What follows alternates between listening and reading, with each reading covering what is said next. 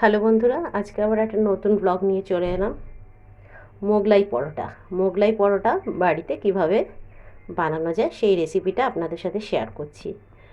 ভালো লাগলে অবশ্যই লাইক করবেন, কমেন্টস করবেন, শেয়ার করবেন, আর দয়া করে ফুল ভিডিওটা দেখবেন, স্কিপ করবেন না।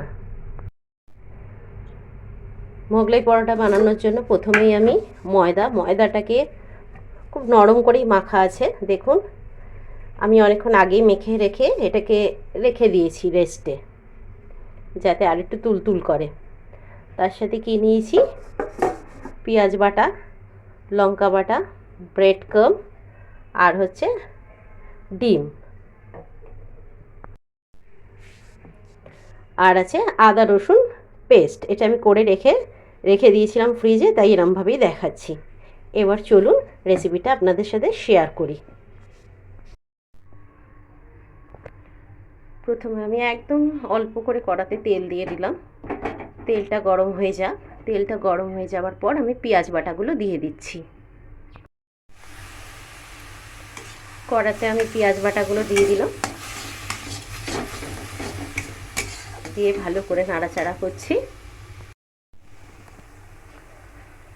আদা রসুন পেস্ট যেটা ছিল সেটা দিয়ে দিলাম,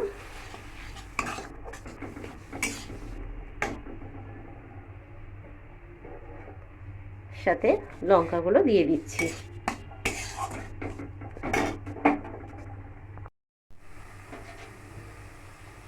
এবার দিচ্ছি সামান্য পরিমাণ নুন, কালারের জন্য একটু হলুদ,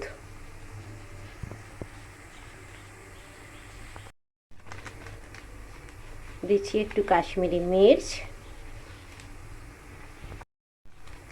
আর গরম মশলা গুঁড়ো। এবার এটাকে ভালো করে আমি নাড়াচাড়া করব।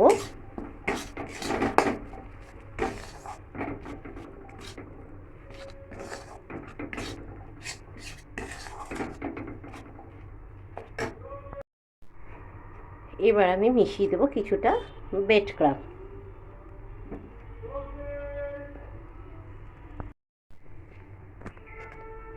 দেখুন, ব্রেড ক্রাম্বটা আমি ভালো করে মিক্সড করছি। সুন্দর করে এটাকে মিক্সড করে নিতে হবে।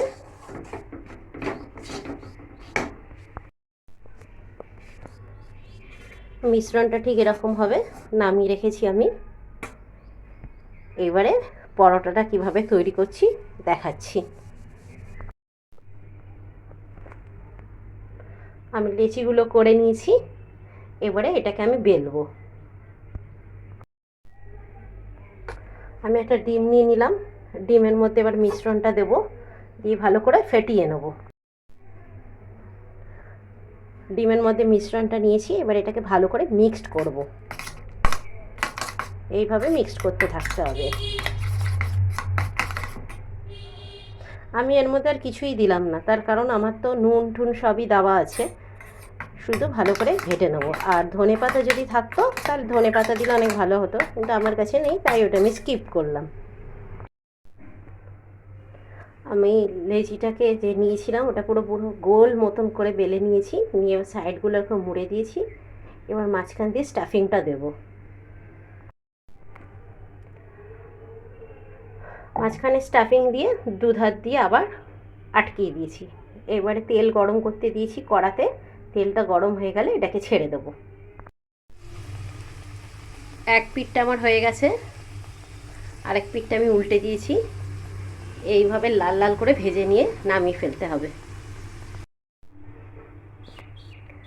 আমি আঁচটা কম রেখেছি, কম রেখে করছি। হ্যাঁ, আমার মোগলাই সাইজগুলো একটু ছোটো ছোটো, তার কারণ আমার তো বড় বড় জায়গা লাগে ভাজার জন্য। অত বড় জায়গা আমার নেই, তাই জন্য একটু ছোটো সাইজ হয়ে গেছে।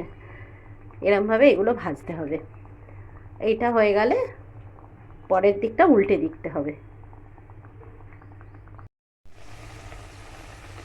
পরের দিকটা উল্টে দিলাম, দিয়ে এবারে একটু আঁচটা বাড়িয়ে দিলাম যাতে একটু লাল লাল মতন হয়ে যায়।